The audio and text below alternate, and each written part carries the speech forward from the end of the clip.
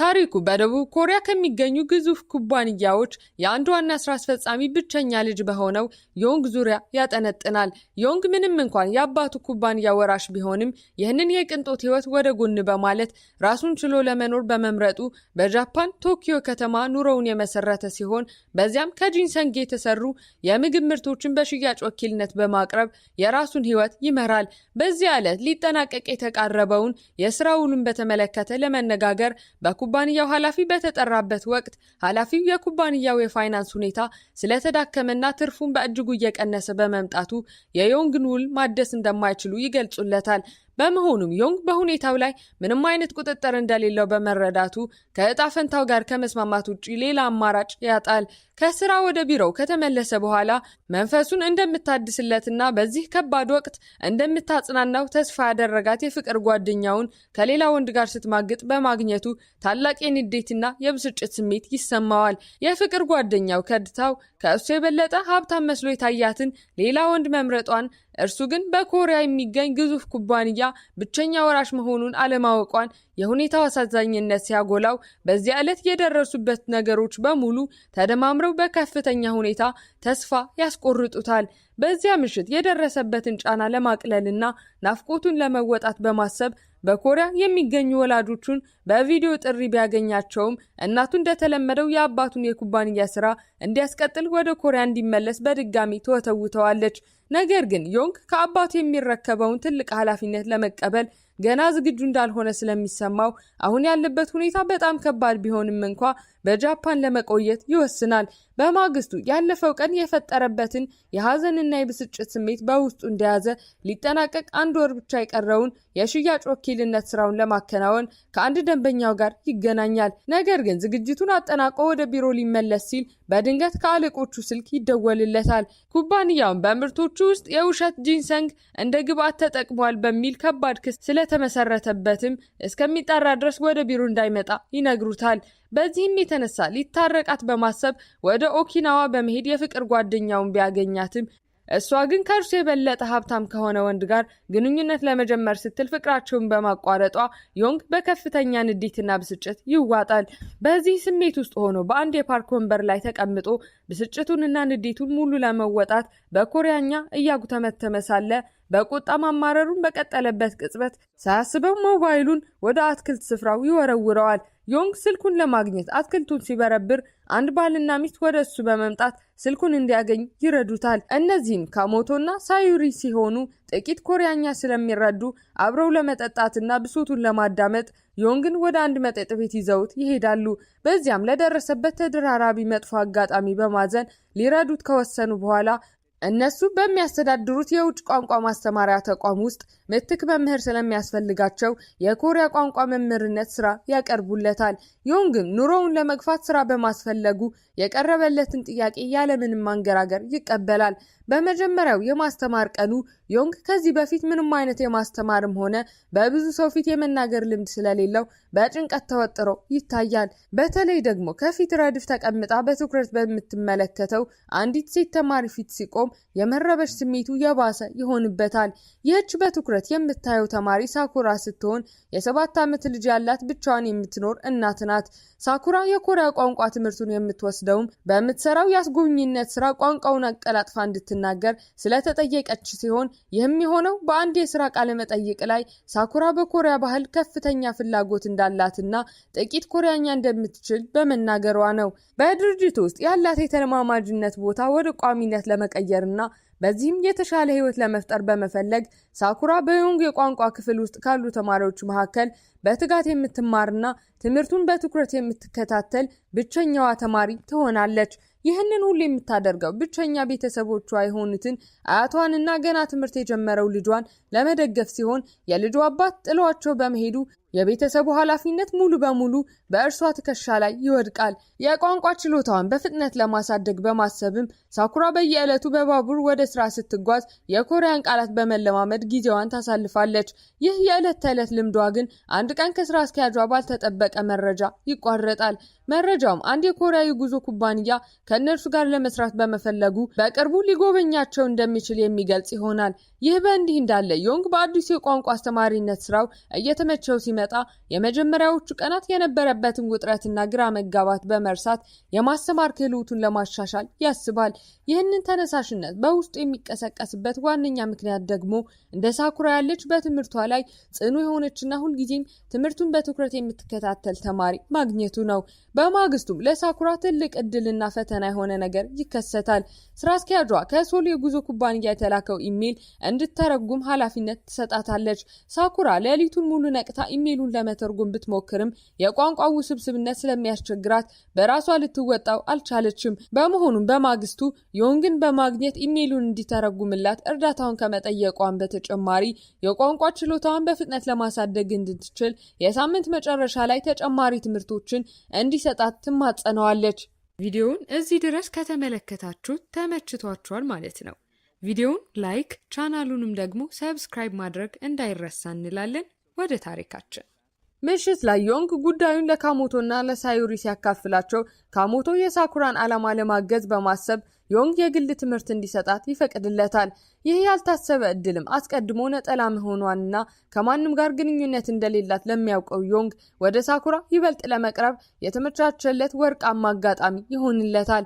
ለሳኩራ ፍላጎት ማሳየት በመጀመሩም ዮንግ ሁል ጊዜ እሷን ሲያገኛት ካለባበሱ ጀምሮ ካቀራረቡ ድረስ ራሱን በሚገባ ይጠብቃል። በዚያኑ ቀንም አብረው በሚያደርጉት የልምምድ ክፍለ ጊዜ ሳኩራ እንዳስጎብኝ ሆና ስለ ቱሪስት ቦታዎች በኮሪያኛ ስታስረዳ ዮንግ ደግሞ እያንዳንዱ ቃሏን በትኩረት እየተከታተለ የተሳሳተ አጠቃቀም ካለ በጥንቃቄ ያርማታል። ምሳ አብረው እየበሉ በሚያወሩበት ወቅት የጀመሩት ቅርርብ ይበልጥ ግልጽ እየሆነ ሲመጣ ዮንግ አልፎ አልፎ በሚወረውራቸው ቀልዶች ሳኩራን ለማሳቅ ይሞክራል። ከምሳ በኋላም ወደ ከተማ በመውረድ አንድ ሰፊ ገበያ ሲጎበኙ በገበያው ውስጥ ሳለ ዮንግ በአጋጣሚ ልክ እንደ ሳኩራ አይን የገባለትንና የሚያምር የጥንቸል ምስል ያለበትን ቲሸርት በመምረጡ ሁለቱም በተመሳሳይ ምርጫቸው በመገረም ሸሚዙን ለመግዛት ይወስናሉ። ነገር ግን ነገሮች ሁሉ ሰላማዊ በነበሩበት በዚያ ቅጽበት ለሳኩራ ድንገተኛ የስልክ ጥሪ ይደርሳታል። ጥሪውም ልጇ ከትምህርት ቤት እንዳልተመለሰና አያቱ እግሯን በመጎዳቷ ልትቀበለው እንዳልቻለች የሚገልጽ በመሆኑ የሳኩራ ፊት በቅጽበት በከባድ ድንጋጤና የጭንቀት ስሜት ይዋጣል። ሁኔታውን የተመለከተው ዮንግ ምንም ሳያመነታ ወዲያውኑ ሳኩራን በመያዝ የልጇን ያለበትን ቦታ ለማግኘት ወደ ተግባር ይገባል። ለተወሰነ ጊዜ በፍርሃት ከተማዋን ካሰሱ በኋላ ዮንግ በመጨረሻ የሳኩራን ልጅ በአንድ መጫወቻ ስፍራ ሲያገኘው ሳኩራ በልጇ ደህንነት እፎይታ በመሰማት ለዮንግ ያላትን ጥልቅ ምስጋና በቃላት ልትገልጸው በማትችለው ሁኔታ ታሳየዋለች። ወደ አውቶቡስ ማቆሚያው በእግር እያመሩ ሳለ ዮንግ ስለ ኬ አባት ማንነት ሳኩራን ሲጠይቃት እሷም በ20 ዓመቷ እንዳረገዘችና ልጇ ከመወለዱ ጥቂት ወራት በፊት የወንድ ጓደኛዋ በድንገት ከዓይኗ እንደተሰወረ በመግለጽ እስከዛሬ ድረስ ልጇ አባቱን አይቶት ሆነ ማንነቱን አውቆት እንደማያውቅ በከባድ የሐዘን ስሜት ትነግረዋለች። ከዚያ ቀን ወዲህ የዮንግ የማስተማር ፕሮግራም ከሳኩራ የቢሮ ሰዓት የበለጠ ተለዋዋጭ በመሆኑ ኬ ከትምህርት ቤት በሚመለስበት ጊዜ ሁሉ ዮንግ ከደጃፉ ሆኖ ለመቀበል ፈቃደኛ ይሆናል። በዚህም የተነሳ ጊዜያት እያለፉ ሲሄዱ የሁለቱ መቀራረብ እየጠነከረ በመምጣት ግንኙነታቸው ልክ እንደ አባትና ልጅ ሆኖ ይጠነክራል። ጊዜው እየገፋ ሲሄድ ዮንግ በማስተማር ችሎታው ላይ ከፍተኛ መሻሻል ማየት ይጀምራል። በዚህም የተነሳ ኮሪያኛን በፍጥነት ለመለማመድ የሚያስችሉ ቀላልና ይበልጥ ውጤታማ የሆኑ አዳዲስ የማስተማሪያ ዘዴዎችን በማግኘቱና ለሳኩራ ተጨማሪ ክፍለ ጊዜ መስጠቱን በመቀጠሉ ወደ ቤቷ የሚመጣበት አጋጣሚ እየበዛ ይሄዳል። ይህ ሁኔታም ከኬ ጋር ያለው ግንኙነት ይበልጥ እንዲጠነክር እድል ከመፍጠሩም በላይ አብረው ኳስ ሲጫወቱና በደስታ ጊዜያቸው ሲያሳልፉ የሳቃቸው ድምጽ የቤቱን ጸጥታ ይሰብረዋል።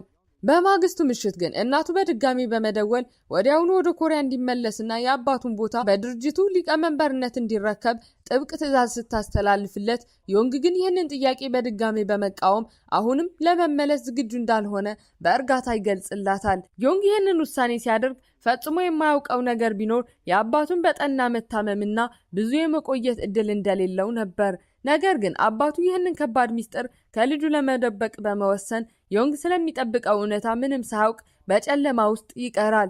ከጥቂት ቀናት በኋላ ዮንግ ተማሪዎቹን በትጋት እንዲያጠኑ የሚያነሳሳ አዲስ ዘዴ ሲያገኝ ይህንን ሐሳብ ያመነጨው ከልጅነቱ ትዝታው በመነሳት ሲሆን ትምህርት ቤት እያለ በጥረቱ ሁሌም ስቲከሮችን የማየት ልምዱን በማስታወስ አሁንም ቆንጆ የጥንቸል ስቲከሮች በማዘጋጀት በፈተና ጥሩ ውጤት ለሚያመጡ ተማሪዎቹ ለመስጠት ይወስናል። በተመሳሳይ ጊዜ የሳኩራ አለቃ ወደሷ በመምጣት ከደቡብ ኮሪያ የሚመጣው የጉዞ ኩባንያ ተወካይ በቅርቡ ስለሚመጣ እንድትዘጋጅ ይነግራታል። ምንም እንኳን ሳኩራ በኮሪያ ቋንቋ ችሎታዋ ላይ እድገት ብታሳይም ሐሳቧን ሙሉ በሙሉ አቀላጥፋ መግለጽ ስለማትችል ይህ ሁኔታ በከባድ ጭንቀትና ፍርሃት ይውጣታል።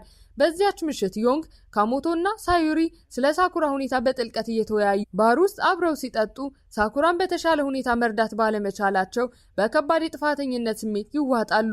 በውይይታቸው መሃል ግን የክለቡ ባር ተቆጣጣሪ ወደ እነሱ በመምጣት ሳኩራን በስብሰባዋ ላይ ሊረዳት የሚችል ልዩ የርቀት መገናኛ መሳሪያ ያሳያቸዋል።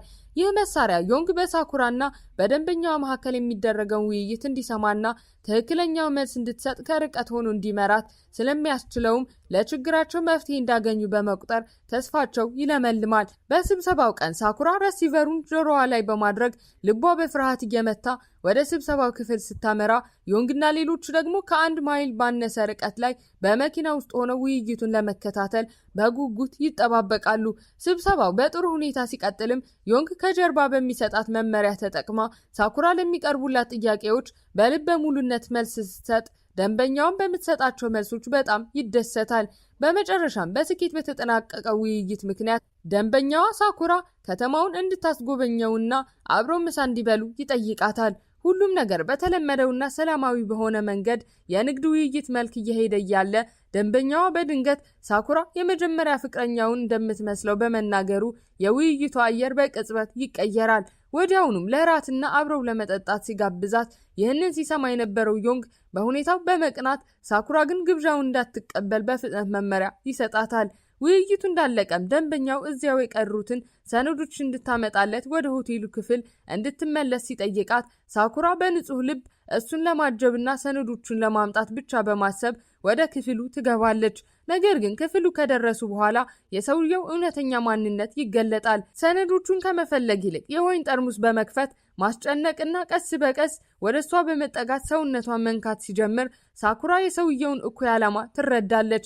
በድንጋጤ ተውጣ ወዲያውኑ ወደ ሆቴሉ ክፍል በር ብትሮጥም ሰውየው ቀድሟት በመያዝ ወደ አልጋው ይገፈትራታል። በዚያ መሃል የሳኩራን ጩኸት ድምጽ የሰማው ዮንግ አደጋ ላይ መሆኗን በመረዳት ከመኪናው በፍጥነት ወጥቶ ወደ ሆቴሉ ከገባ በኋላ ክፍሉን አግኝቶት በሩን በርግዶ ይገባል። ወደ ውስጥ ከገባ በኋላም ጠማማ አስተሳሰብ ያለውን ሰውዬ ትኩረት በመበተን ሳኩራ በአቅራቢያዋ በሚገኘው የአበባ ማስቀመጫ ጭንቅላቱ ላይ እንድትመታው ካደረገ በኋላ ልትደፈር የነበረችው ሳኩራን ከጥቃቱ ሙሉ በሙሉ ያድናታል። በማግስቱ የሳኩራ ኩባንያ ኃላፊ ደንበኛቸው ከኩባንያው ጋር የነበረውን የትብብር ውል ሰርዞ ወደ ኮሪያ መመለሱን ከገለጸ በኋላ ስለተፈጠረው ነገር እንድታስረዳው ሳኩራን ይጠራታል። እሷም ትላንት በሆቴል የተፈጠረውን ነገር በሙሉ ስታስረዳው የኩባንያው አመራር ከጠበቀችው በተቃራኒ ድርጊቷን በማድነቅና እስካሁን ላሳየችው ጠንካራ ስራ በማመስገን በኩባንያው ውስጥ ቋሚ ሰራተኛ አድርጎ ለመሾም ይወስናል። በዚያች ሌሊት የሳኩራን ስኬት ለማክበር ዮንግና ጓደኞቻቸው አንድ ላይ በመሆን እራት እየበሉና እየዘፈኑ አስደሳች ጊዜን ካሳለፉ በኋላ ዮንግ ሳኩራን ወደ ቤቷ በሚሸኝበት ወቅት በዚያች ጸጥታ በሰፈነባት ሌሊት የትምህርት ክፍላቸው ቢያልቅም እንደገና መገናኘት ይችሉ እንደሆነ ይጠይቃታል። ሳኩራም ለእርሱ ስሜት ማዳበር እንደጀመረች በሚያሳይ መልኩ በስስ ፈገግታ ፈቃዷን ትገልጽለታለች። ዮንግና ሳኩራ ከንፈሮቻቸው ሊነካኩ በተቃረቡበትና በመካከላቸው ያለው ስሜት ጥግ በደረሰበት ቅጽበት ግን የሳኩራ አያት በድንገት ብቅ በማለት የቀድሞ ፍቅረኛዋ ሱዩቺ መመለሱን ትናገራለች።